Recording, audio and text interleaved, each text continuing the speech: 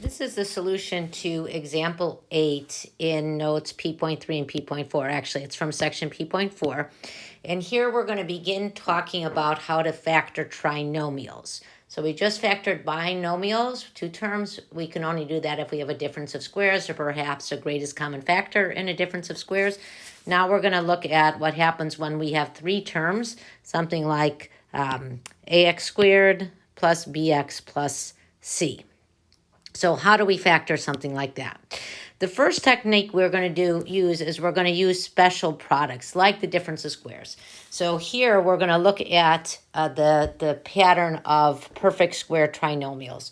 So remember, if we have u plus v squared, that factors as, that multiplies out as u squared plus 2uv plus v squared. And if we have u minus v quantity squared, that factors as u squared minus 2uv plus v squared. These are called perfect square trinomials. They're the square of a binomial. And if we can recognize that we have a perfect square trinomial, it'll be easier for us to factor.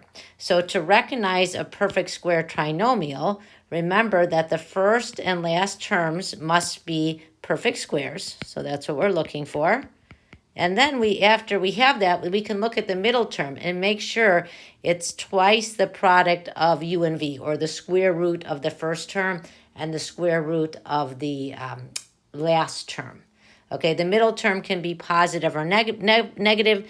If the middle term is positive, then we're going to have u plus v. If the middle term is negative, then we'll have u minus v quantity squared. So let's try a few of these. Let's flip to the next page where we'll do a couple examples. So here we have a trinomial in these examples where these are all going to be perfect square trinomials. Okay, so here we want to check, is this indeed a perfect square trinomial? So x squared is a perfect square. 4 is a perfect square, right? It's 2 squared.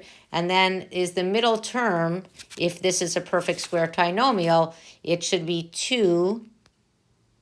So this 2 times the square root of 4 times the square root of x squared. So it'll be 2 times x. So for this example, I'm going to write this out a long way. I wouldn't expect you to do this normally. So this is actually x squared minus 2 times x plus 2 squared. And now we can see that this is the perfect square trinomial pattern, which means this will factor as x, so the square root of x squared, minus, because we have minus here, the square root of 4.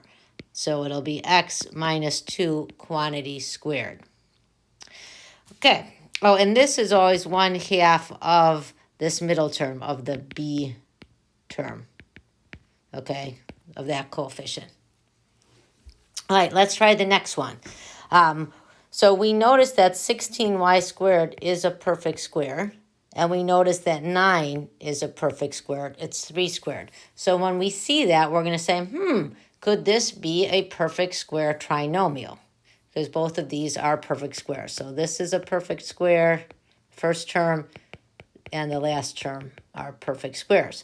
So now we need to check the middle term. So for this to be a perfect square trinomial, the middle term is going to come from here, 2uv. So here it's going to be 2 times 4y times 3. Does this work? Right? Did this really work? So what's 2 times 4y times 3? That's 8y times 3, which is 24y. So this is indeed a perfect square trinomial,